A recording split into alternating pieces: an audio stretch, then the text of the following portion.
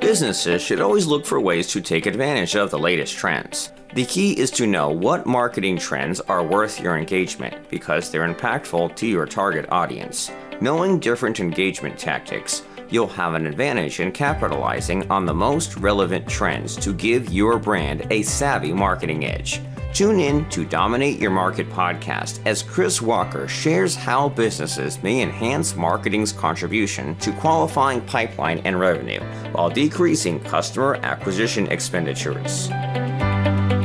Welcome to the Dominate Your Market podcast, where we interview business leaders, CEOs, and founders to get their insights on how you can grow your business efficiently, build an amazing company, and still have a life. Today's guest is Chris Walker, who is the founder and CEO of Refine Labs, a progressive demand generation firm that challenges the status quo in B2B marketing. He is also a dreamer, artist, and athlete. We'll have to talk about that a little bit. Chris, welcome to the show. Michael, great to be here. And let's make a note for the team to update that company description. We are saying goodbye to the demand gen category and paving our way. Nice. Okay, we'll have to talk about that because I was going to bring up demand gen as part of my question. So that'll be, well, I'm sure you can answer demand gen questions anyways, but it's all good. Yeah, it'll be the first time I talk about it publicly, so it'll be fun. Ah, nice. Okay, so give our listeners a little background on you, where you came from, how you got to where you're at now. All right. Hey, everyone. My name's Chris Walker. I currently run a 100+ person firm called Refine Labs. We help about 50 companies simultaneously experiment with their net new revenue programs and drive millions of dollars in pipeline, while also creating the infrastructure to be able to measure in a way that works in 2023, to be able to set KPIs that work in 2023 in order to plan appropriately for 2023. We have all this proprietary infrastructure that our experiments run off of. And so where I started as an engineer. I think some of people can, by my description, sort of understand that I came from an engineering background. And then I went into a lot of sort of business management consulting for about 4 years, doing projects for how to improve gross margins, how to streamline new product development, how to get customer insights to drive product strategy. So I spent a lot of my early career doing real business things in the context of small businesses, somewhere between 10 and 100 million in revenue per year. And then I spent the next set of my career inside of venture funded companies, understanding how are things going right now, discovering the huge gap between what companies are doing in their go-to-market strategies versus what buyers are doing and how they're researching and discovering, and just seeing this incredible divergence since 2015, that companies, because of how they've structured their measurement and how they structure their organization and teams and goals, aren't able to react to how buyers are changing inside of their go-to-market strategy.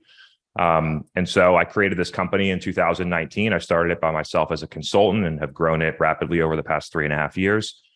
On the back of understanding that there's a significantly better way to do go-to-market overall. I'm talking marketing, sales, ops altogether, that I wanted to build and pave the way for the market. I saw that how lead gen was plaguing companies, how outbound SDR effectiveness and performance have continued to decline based on how buyers are moving in different directions. I've watched companies try and just install new technology and hire a better agency and do all of these things, sort of surface level things, but not recognizing that the problem is actually so much deeper. The real problem is they don't measure appropriately, that they don't have the right frameworks and ways to think about it, and they get all their information from technology vendors and analyst firms that get paid by those technology vendors. And so we're paving a new way called revenue R&D that has standardized measurement and attribution across all of our customers. Our customers can buy into that. And then we can set benchmarks for how all these companies are doing overall. When we're comparing pipeline between this Series C company and this Series B company, that we can know that when we say pipeline, it means exactly the same thing between both Salesforce instances. So there's been a lot of innovation on the infrastructure component.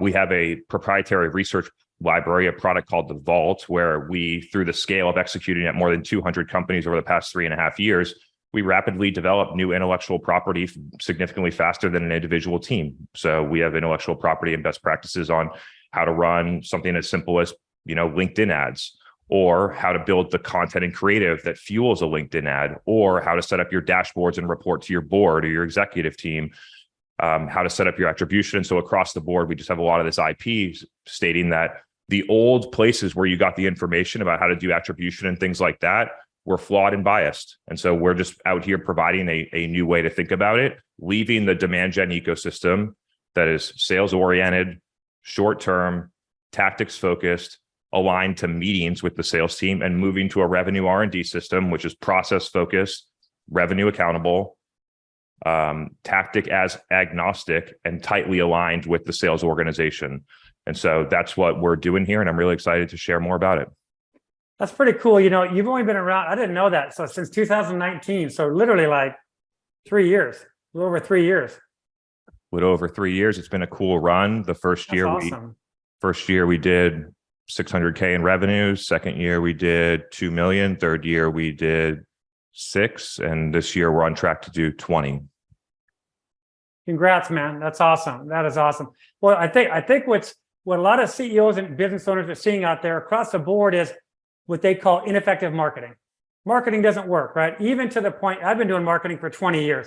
Marketing to me is like, it's like, you might as well say you're a real estate agent. You might as well say you're a mortgage broker. You might as well say you're in insurance, right? Because anybody that even sees marketing in a title, right? I had marketing on my LinkedIn way back in the day. And I thought, okay, something's not right here. Like I'm not clicking with anybody. And I saw right away in my title, marketing. I mean, tell me what your thoughts are on that, in the sense that without marketing, obviously you're dead in the water, because marketing equals visibility, equals all of that. So if a business owner is saying, or a CEO is going, yeah, marketing doesn't work, that's a pretty flawed mentality, right? So I'm about to share a perspective that when most people hear this initially are going to react negatively, and you're going to think that I'm wrong. I challenge you to move past that initial feeling and actually listen logically to what I'm about to say. My belief, and this has just come to me recently, is that the overall function of marketing is broken. And the reason is because over time, we've just jammed more and more things into the bucket of marketing that used to just be product strategy, customer insights, brand. And then in 2010, we were like, oh, marketing needs to be revenue accountable. Let's throw all of this like pre-sales or sales oriented activities and call it demand gen. And let's have that in the marketing team, because they use email and Facebook ads to do it. So it must be marketing, right? And then we got this like, all this technology craze. And now we got marketing operations in here. And what you have is you have a group of functions that all have competing priorities and different needs of autonomy inside of the company. And so what I'm suggesting is that companies consider what I'm doing at my company right now, which is breaking marketing, as you know it today, into 3 distinct functions with 3 distinct leaders that report into the CEO.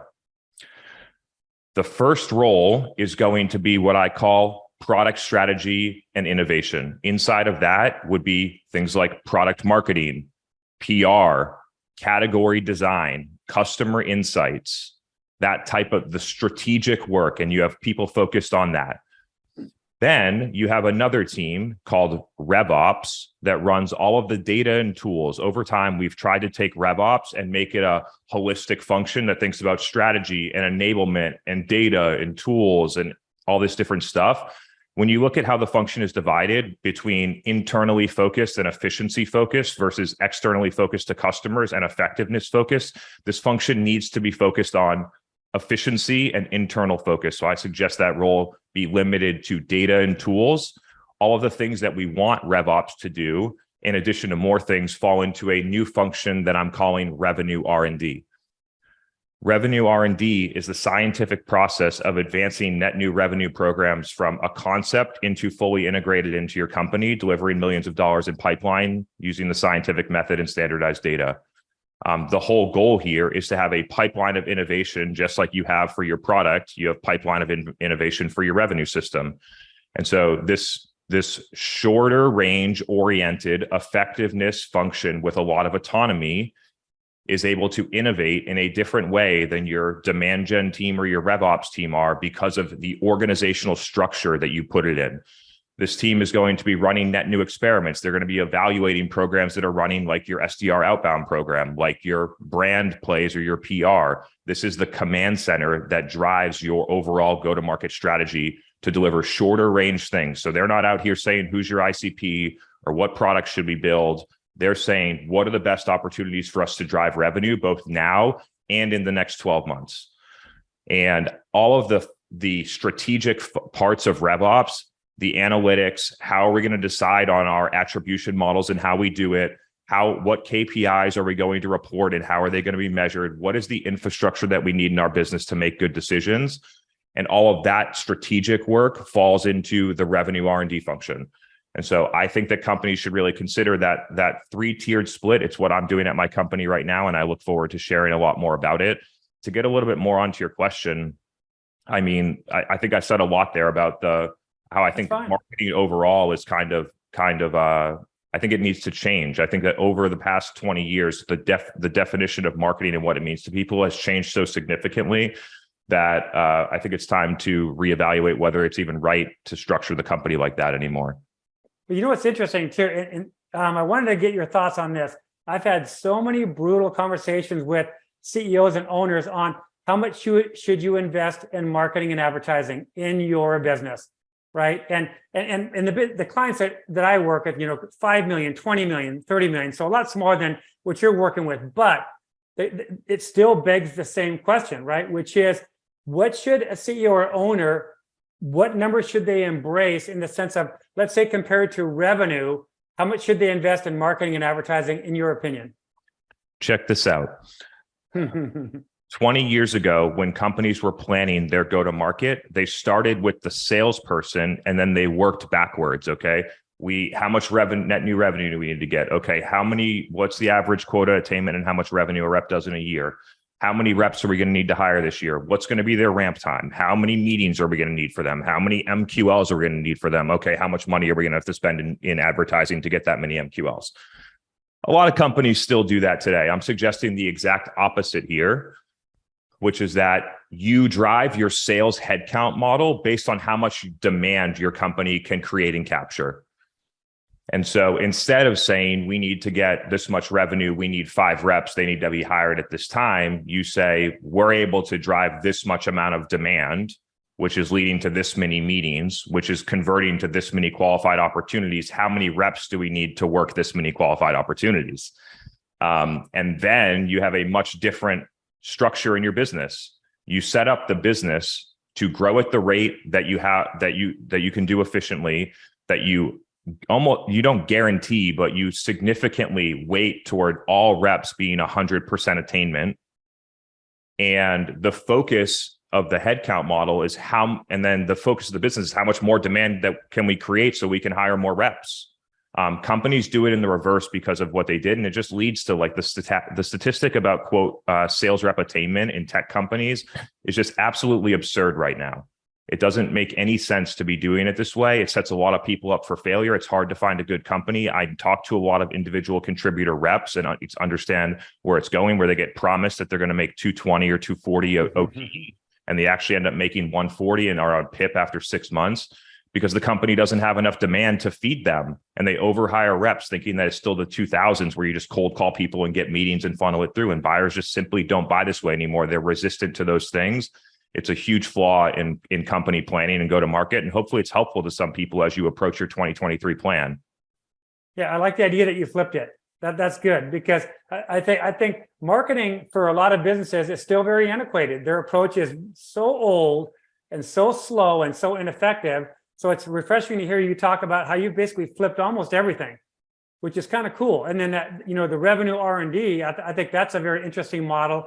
How has that been accepted with your client base? And when you explain it and you go into it in more detail, is there any pushback from C-suite people? Are they all embracing it with open arms?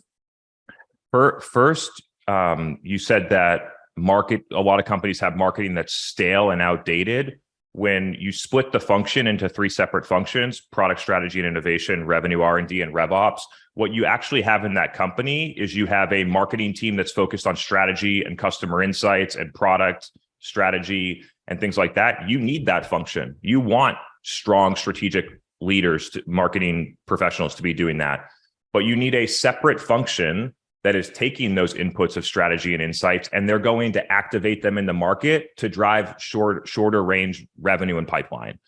And so when you have a boring marketing function or as perceived as stale, it's because you're not investing in that specific part of what you call marketing today. Right. So wanted to go on that little tangent, but let's. No, I love it. Love it. Yeah. So tell me. So let's get on to your revenue R&D. Okay. So how is that being accepted from your client base?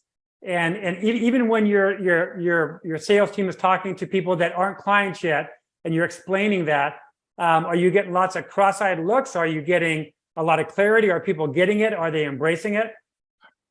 Yeah, so a couple of core things to note. One, our revenue R&D process is in beta with probably 6 companies right now. Of those 6 companies, they are looking to be some of the most successful that we've worked with overall, both from a C-level alignment standpoint, revenue and overall clarity, their team being aligned with what we're doing. So we're seeing a lot of good signals on that. And the aim is to have this rolled out and commercialized in January.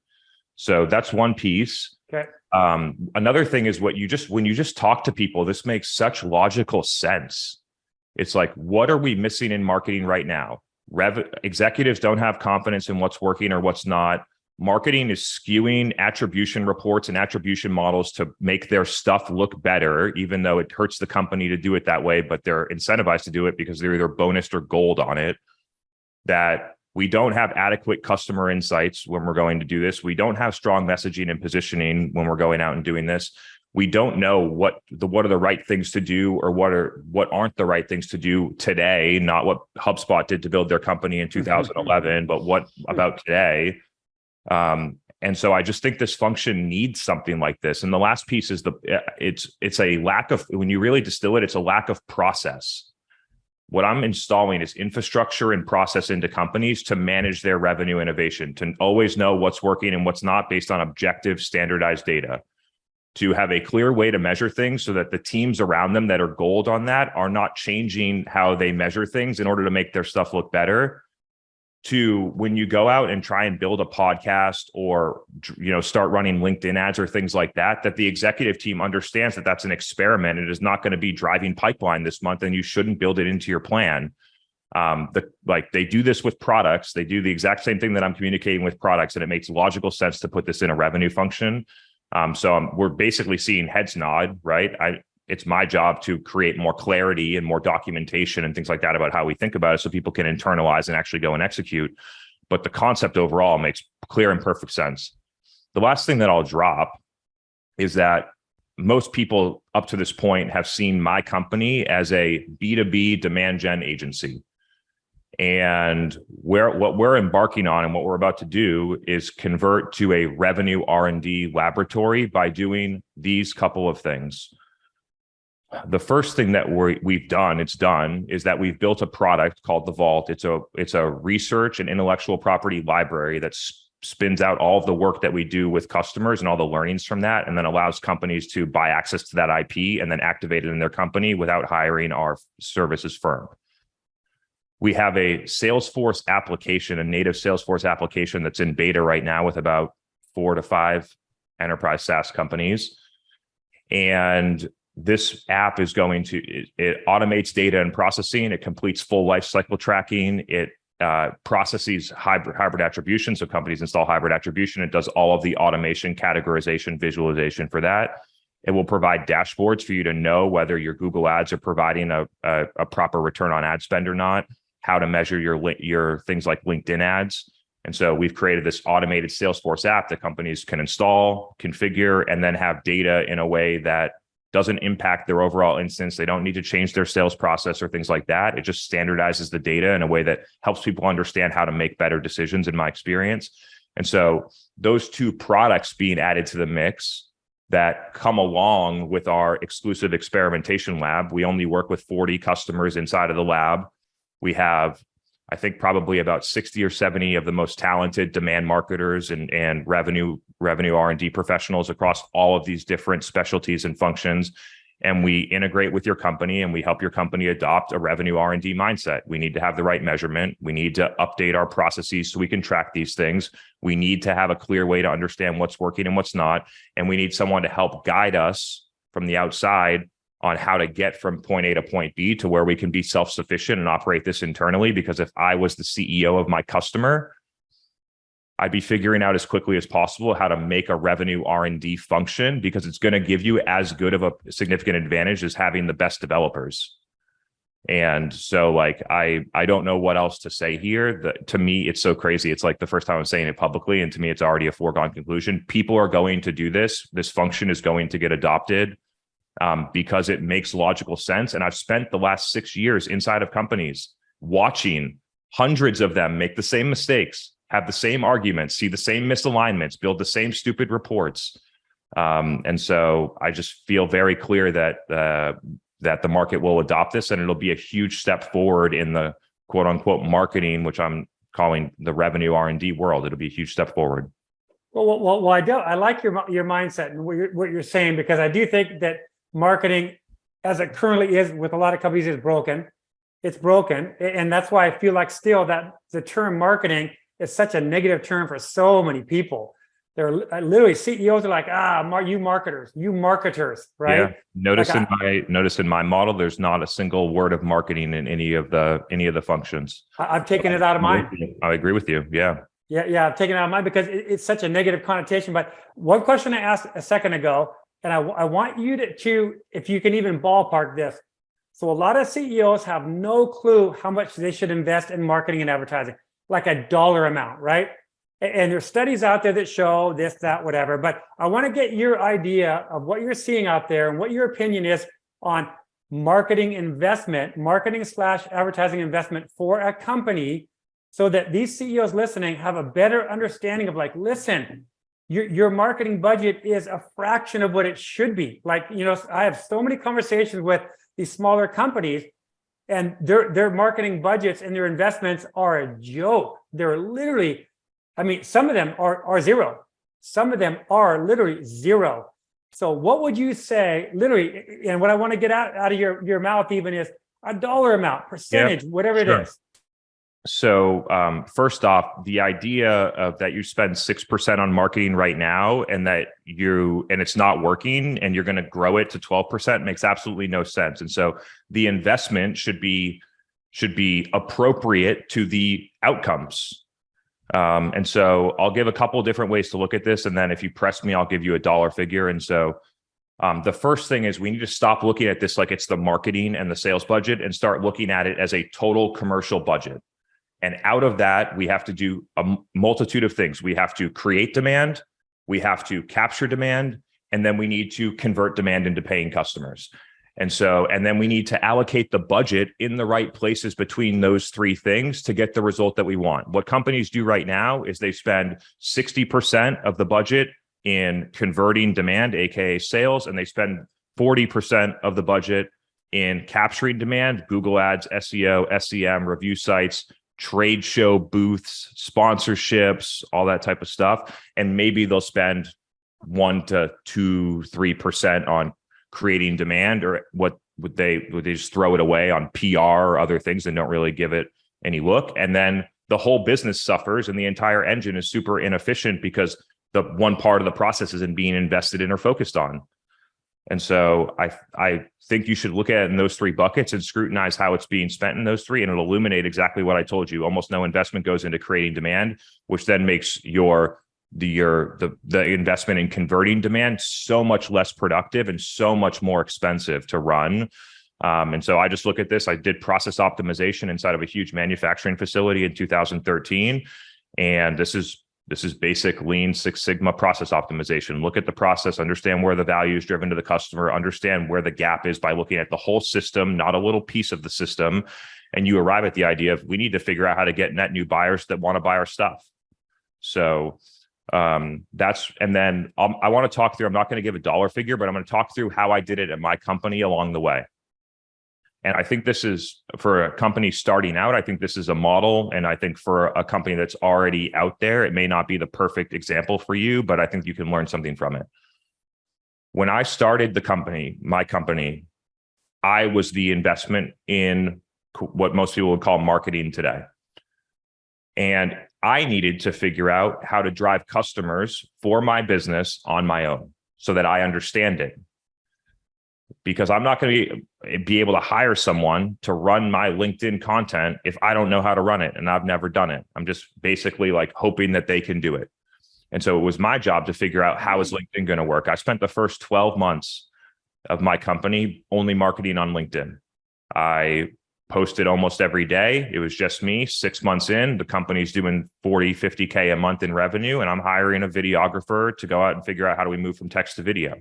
Because a bunch of people were copying and plagiarizing my work, to be frank. So I'm going to go to video because you're not going to copy that. I did video for the next 6 months, and now the company's doing, over it's doing 7 figures. We have 4 people working here, and now I'm bringing in someone that's going to produce our podcast and manage all of our live events. And I had a marketing manager here that was doing that, Angelica. She was awesome.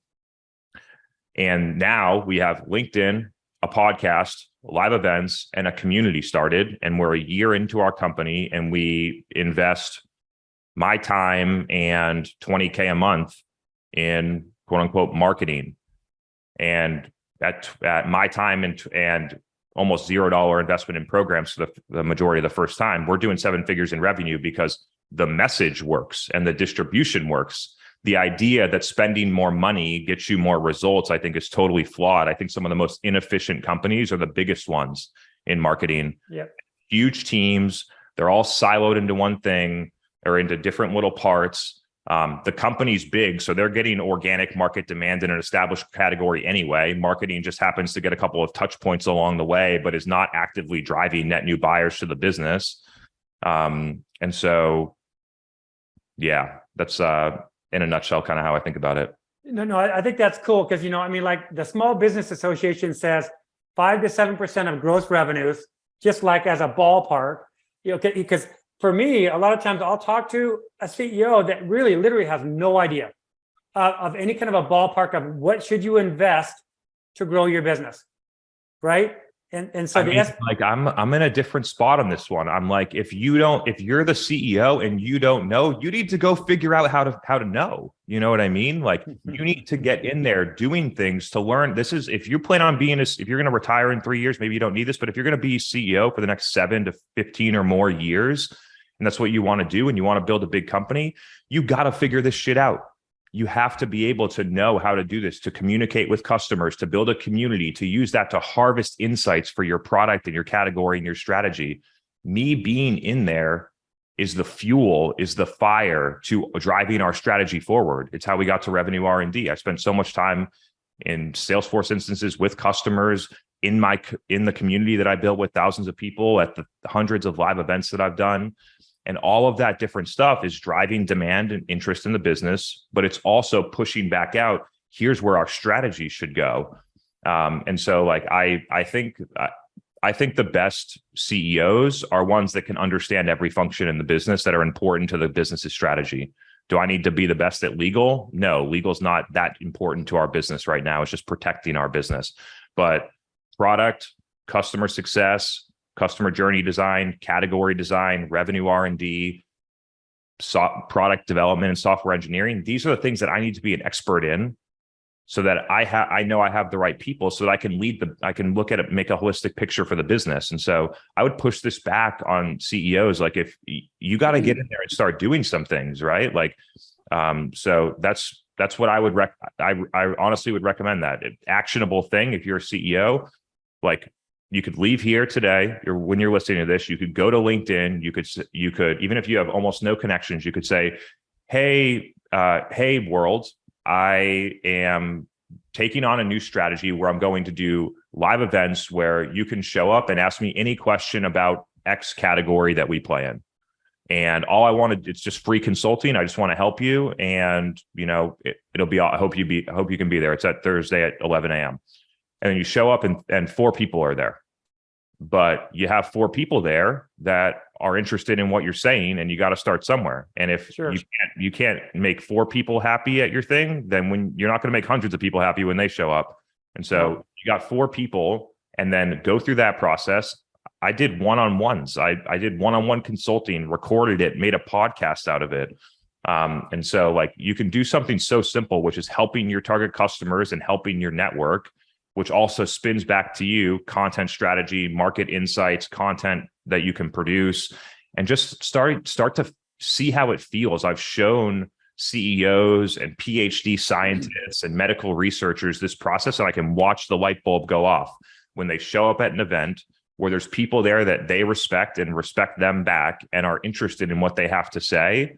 And you just have this like, wow, like why don't I do this once a week? This is amazing.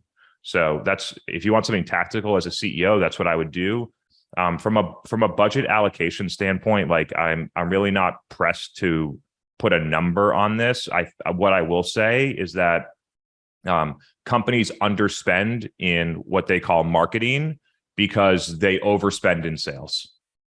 And like in 2005, the allocation that shows up in these reports is probably the way that it should have been. But we're in 2022 now, and the way that buyers are changing is starting to sort of flip. That needs to be a lot more, internet oriented, not one-to-many oriented. There's so much scale in the internet that going through sales like it's 2005 is just super highly inefficient. So, yeah. One thing you said that I thought was critical that I want to kind of pull back out is you said the CEO should be in there and understand these different facets of the business and actually put themselves out there. And I talk about that a lot, right? Which is stop hiding behind your company. And that's kind of the phrase I use, right? Which is even to the point of you get on a website and there's no picture of the CEO on the about page. There's no nothing. And I'm like, people want to know who's running this company. I mean, and especially now with personal branding being so explosive and what you just said, I thought was really, really good, which is for the CEO to get on LinkedIn and literally get on, even if they've not used LinkedIn in years, and they got to dust it off, get in there and make an announcement and start putting themselves out there in the public. And I love that the idea of ask me any questions, anything like that, right? Where it allows the CEO to not only talk about their expertise and be a thought leader, but it's exposure for the company.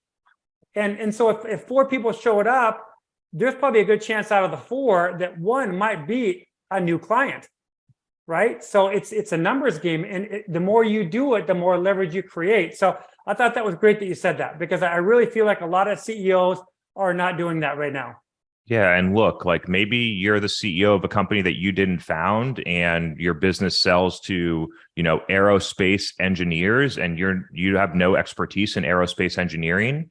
Like you can still be out there and talk about how to build a great company and innovate on products and do the right thing for customers. It doesn't have to be necessarily, it's preferred if it's in the area of expertise of your target customer, but it doesn't have to be.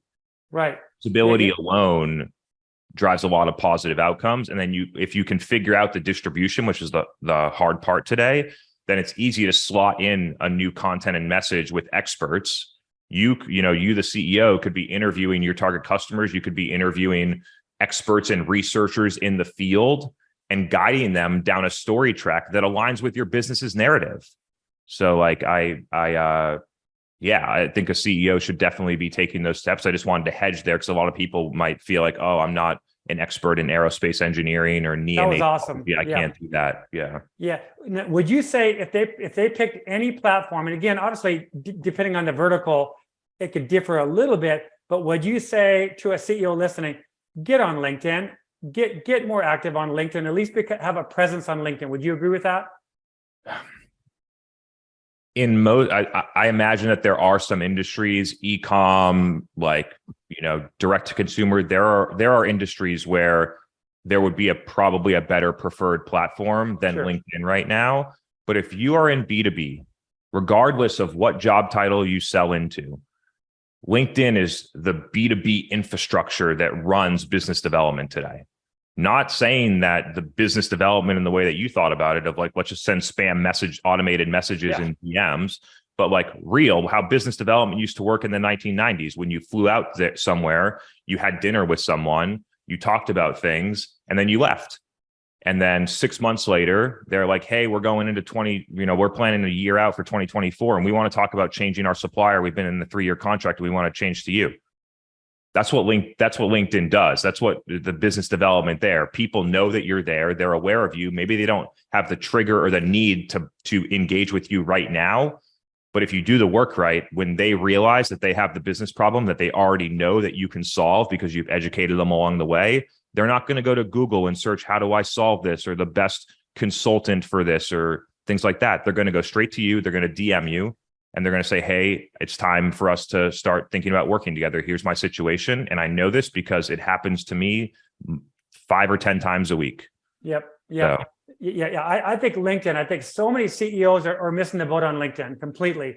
And I've got a couple of clients that are slowly coming around, and I'm saying, let's get in there, get in. And so even to the point where, depending on the size of your company, bring somebody on that's a LinkedIn expert, whether that's internal, in-house or not, right? So, I mean, because a lot of CEOs will play that card of, I don't know, no, LinkedIn, I don't know what I'm doing. A majority, I'm comfortable saying this, a majority of the CEOs or executives that are listening to this have never experienced the magic of quote unquote marketing working. So they don't really know what it feels like or how it works or the tremendous energy boost that it gives to your entire organization when things roll like this. And so when they think about LinkedIn, they're like, oh, it's LinkedIn. Like, yeah, I can post once a week and it'll be fine. And we can do one event. And once you've seen it before, once you've experienced what I've experienced, like I've experienced this multiple times before in my career. And then it's 2019. I'm a one-person company. I post on LinkedIn. Almost nobody sees it. I do that for 6 months, and then boom, things hit.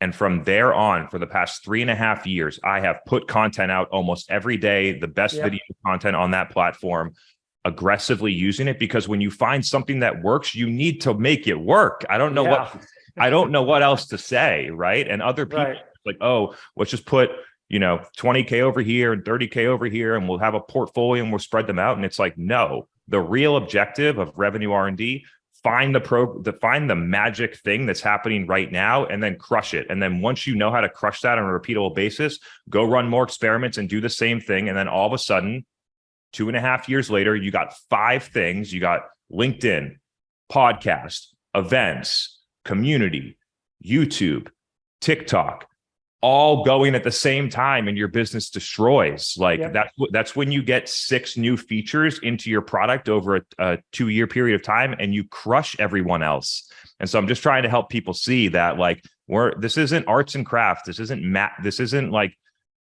running performance marketing to get MQL so that your sales team can win 1 of 1,000 people that you collect as an MQL. It's about driving the fucking business. Right. Well, and you said a key phrase, but I'm going to reword it to the name of my book over here, this yellow one right here. Dominate your market. Yeah. Dominate your market, right? I mean, that's what this is all about, really. And I think a lot of people, that's why I wrote the book to begin with, was getting the CEOs in a mindset of what does it take from an emotional standpoint, even a physical standpoint to dominate your market. So that's why I wrote this yellow book behind me here. But hey, Chris, thank you. Right. Sorry to interrupt. I might write the prequel to your book, which is Create Your Market. I think it's pretty, I think it's boom. It first and then dominate it afterwards, because I really think it's a huge thing. And the only way that you truly create a market, a lot of people go back, they hire a category design agency, they interview a few customers, and they pick some random term like AI revenue, and they call it a thing. Like, the way that you get to create a market is you spend years in that market, really understanding it, tweaking. And so I think that there's a huge opportunity. You don't have to do it all, and then you can't sell your product until you create your market. You can do it along the way, but I think it's something that people should be striving for. Like, what I've presented here today and what my company is thinking, I see it with such strategic clarity. Like, there's nothing else out there like this. Go find a demand gen agency that has built a native Salesforce app to track all your data in a standardized way. Go find a demand gen agency that publishes all of their IP and it sells that to the market, so that if you wanted to, you could take your internal team and take the IP and never hire us. No demand gen agency is going to do that, because they want to get the revenue for the services. Sure. And so, like, I am making intentional choices. We don't let companies start with us anymore. If they want to spend more than $50,000 in advertising per program, I don't allow it anymore. We tell them to go and find an agency, because all that does is you just ramp up spend. In 4 months, the customer acquisition cost alarms are going off, and it just sets the whole thing up for a complete failure. And so I've made intentional decisions about the things that we're going to do and the things that we're not going to do, because up until this point, I've let the market categorize my company as a B2B demand gen agency, and it's destroyed all of the amazing things that we can do for companies because they put us into a category and they treat us like that. And so it's my job as the CEO of this company to know how much more capable effectively my company and resources and strategy are underutilized, to communicate this to the market so that they can effectively decide, do I need a revenue R&D lab or do I need a demand gen agency? And we can help them decide that. So I like creating your market requires making choices like that. No one's looking for a revenue R&D lab. I'd make more revenue next year selling things as a B2B demand gen agency for sure. Yeah. And I make long-term choices because I'm a strategist. I want to do things different. I am mission driven. I want this market. I want marketing as a profession. I want all these things to change. And so these are the things that are necessary for it to happen. Yeah. I mean, I can hear it in your tone, your conviction, your passion. It's super cool to hear somebody talk like you, because really, I mean, you're leading the way with your company. And I think a lot of marketers listen to this podcast. So let's just keep it real here. So a lot of people are going to be listening going, wow, what he said was, and they're probably taking notes like crazy. So I think everything you said today is awesome. We need to wrap this up. But one thing I want to say real quick that I thought was really cool. So I got on your website, of course, beautiful website, blah, blah, blah, all that stuff. But you had a pricing page. And I thought that was amazing because I think, have you ever heard of the guy, Marcus Sheridan, the content marketing guy, Marcus Sheridan? So yes. Marcus Sheridan for 20 years has been screaming from the rooftop, tell people your price for 20 years. And most companies are going to say, no, I don't want to have a race to the bottom. No way, I'm not playing that game. But I was very pleasantly and refreshed to get on your website and see a pricing page. So tell me real quick before we wind down, what was your thought process behind putting that? Was that a pre-qualifier? Was that like more to get people like, listen, if you don't play in this game here, we're probably not a fit for you? It's because people want to know before they talk to us. It's not complicated. In 2015, I did a survey with 500 of our target customers. And I said, when do you want to talk to a sales rep and what steps do you want to complete before you engage with a sales professional at a company when you buy stuff like this? And what they said is, I want to talk to a peer at another facility. I want to read the clinical data and science around it. And I had a third one, but I forgot it. Damn it. It just escaped my mind. And I want to know what the price is. Price. And I want to know what the pricing is before I engage with sales. And so all I did was just listen to what people were saying, understanding that I talked to hundreds of people and all the people say the same thing. And so it's like, and the reason that companies don't do it is because they don't have enough confidence that their marketing, the product strategy and innovation can sell the product. That's it. It's insecurity. And so like they are like, we're not, if people look at our website and they know that this is $6,000 a month, they're never going to hire us. We need to hide the price. We need to try and have them book a meeting, or we can have them fill out an ebook and then we can cold call them. And then when we get them into a meeting, we'll show some value first so that we can provide value with our seller talking to someone that doesn't want to buy. And then they'll want to pay the $6,000. And it just doesn't work that way. I mean, it's totally not customer centric, and it simply exposes the reality that you don't have enough confidence that your website can sell as well as your seller. Your website needs to be your best sales professional. You can think through all the messaging. You can put multimedia content assets. You can get people into your product on their own. Your website has to be your most effective sales rep today. You just said something that everybody should hear right there. The website. And I'm sure you've done this. I've been on phone calls with $20 million companies, $30 million companies that have a 10-year-old website with broken pages, broken features. I mean, and I've done Zoom calls with CEOs of $20, $30 million companies, smaller companies, but still $20 or $30 million company. And literally, hey, Joe, Mr. CEO, I clicked this link and he's watching me do the whole thing. So you just said something that's so huge. People, your website can do 80% of the selling for you, and people's websites are an afterthought for most companies. Yeah, for some of the more old school CEOs, maybe you run a manufacturing company or something like that. Let me tell you a story about something that I did in 2013 and 14. We were a $10 million sensor company, and we sold 99% of revenue through OEM. So we rebranded or put it into someone else's machine, and we had no direct to consumer presence. We actually, let me take that back. There was a big OEM, but we had a distribution model that was maybe 30 or 40%. And that's so that we would bring the sensor to our distributor in Atlanta. We would charge them $40, and then they would mark it up and sell it for $140. And I'm like, why are we giving them so much margin to just sit here in the middle and do nothing? Why don't we, instead of having them sell it, why don't we have our website sell it? Why don't we create our own brand around this? And so I helped the company rebrand, rethink about what they're doing, build the sensors that were unique, sell them direct to consumer on the website at significantly higher profitability and margin. And then you have an asset. Then you start to, like, a lot of companies in this space are handcuffed by their distribution model. They can't go direct to consumer because they've been in distribution for so long, and they can't break it because there's short-term revenue pain. And so they just get stuck there, and they refuse to have a direct to consumer motion that is required for success in the future. And so, like, if you can get a direct to consumer motion working as one of these companies, and the revenue starts to outpace distributors, then you have leverage over distribution.